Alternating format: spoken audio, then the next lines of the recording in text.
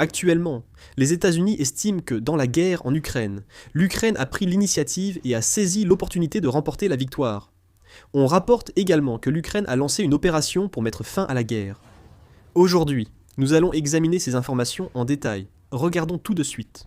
Le président ukrainien, Volodymyr Zelensky, a déclaré le 25 juin qu'il avait approuvé une campagne de pression de 40 jours visant à amener la Russie à la table des négociations pour mettre fin à la guerre.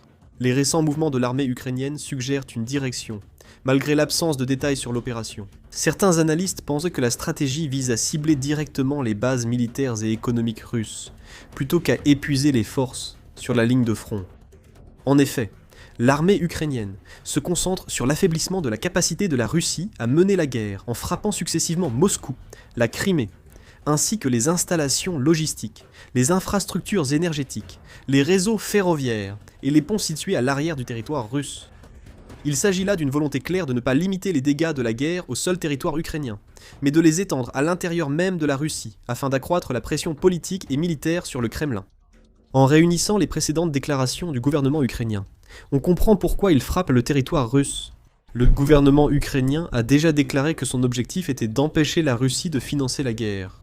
Il frappe les usines de raffinage, car les exportations de pétrole et de gaz, représentant jusqu'à 40% du budget fédéral, financent surtout les dépenses militaires. Cela explique la poursuite des frappes. Parallèlement, il y a de plus en plus de rapports en Ukraine, et à l'étranger selon lesquels la manière dont les États-Unis apportent leur soutien est en train de changer.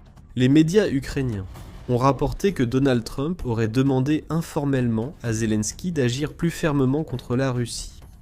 Bien que cela n'ait pas été officiellement confirmé, le simple fait que de tels rapports se multiplient laisse penser que le champ d'action de l'Ukraine pourrait s'élargir par rapport à auparavant. Avec le soutien constant des États-Unis et de l'Europe, l'Ukraine veut aussi accentuer la pression sur la Russie, en exploitant ses frappes à longue portée. Le soutien des pays européens continue lui aussi de s'élargir. Pendant un certain temps, la Pologne et l'Ukraine ont vu leurs relations vaciller en raison de conflits liés à des questions historiques passées. L'Europe juge aujourd'hui plus crucial pour la sécurité de contenir la Russie. Les médias indiquent aussi que les États-Unis soutiennent activement l'Ukraine au niveau gouvernemental. On rapporte même que des informations sont fournies sur des cibles stratégiques, telles que les raffineries de pétrole russes, ce qui amène à évaluer que la coopération entre les deux pays devient encore plus étroite, non seulement dans le domaine du soutien militaire, mais aussi au niveau gouvernemental. Le président ukrainien, Volodymyr Zelensky, a déclaré qu'il est important que les Russes prennent conscience de l'existence de cette guerre et du fait qu'elle a été provoquée par eux-mêmes. Il a également expliqué pourquoi il était nécessaire de frapper Moscou et le territoire russe. Il a ajouté que Moscou continue d'être attaqué. Il a aussi expliqué pourquoi il faut frapper Moscou et le territoire russe. Moscou continue d'être attaqué et la Russie concentre des centaines de systèmes de défense aérienne à Moscou.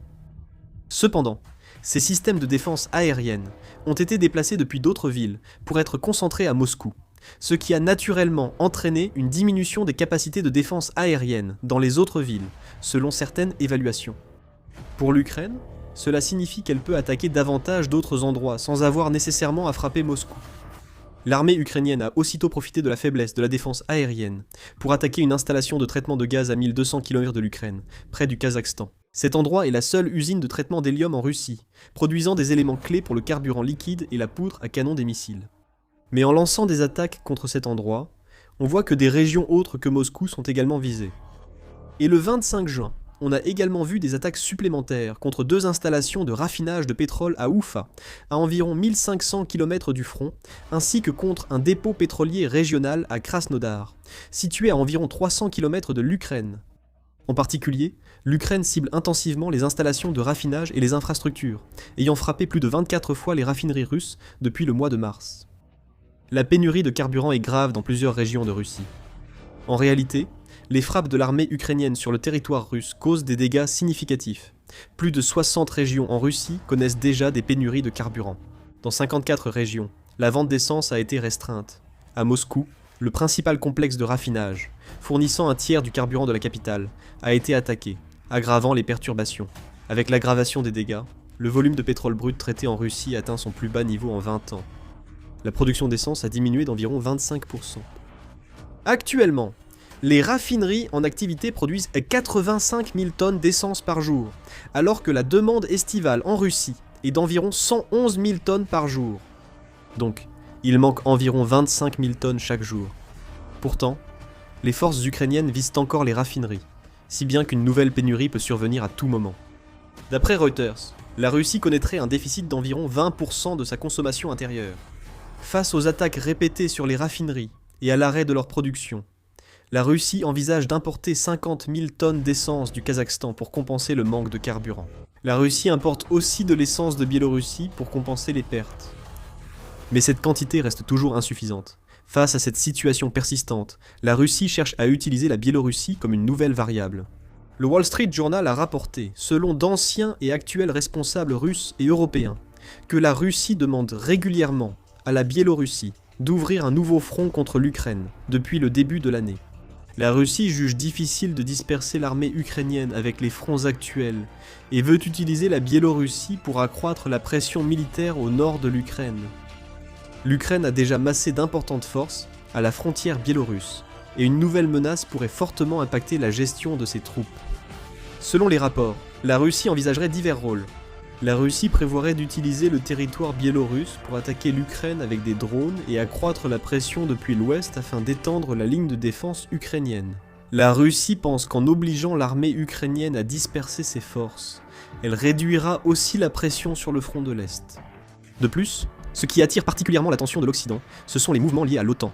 Des responsables ont indiqué que la Russie a également discuté de la possibilité de mener des opérations non conventionnelles contre des pays membres de l'OTAN en utilisant la Biélorussie.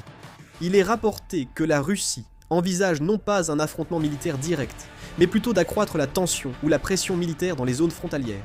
Si ces mouvements se concrétisent, il sera difficile d'écarter que la guerre en Ukraine soit davantage liée à la sécurité des pays voisins. La Biélorussie revêt également une grande importance du fait qu'elle est déjà un pays où des armes nucléaires tactiques russes sont déployées. La coopération militaire étroite avec la Russie pousse certains à penser que la Biélorussie pourrait devenir un point d'appui clé si Moscou élargit sa stratégie. Aucun signe clair n'indique pour l'instant que la Russie prépare une nouvelle opération militaire depuis la Biélorussie.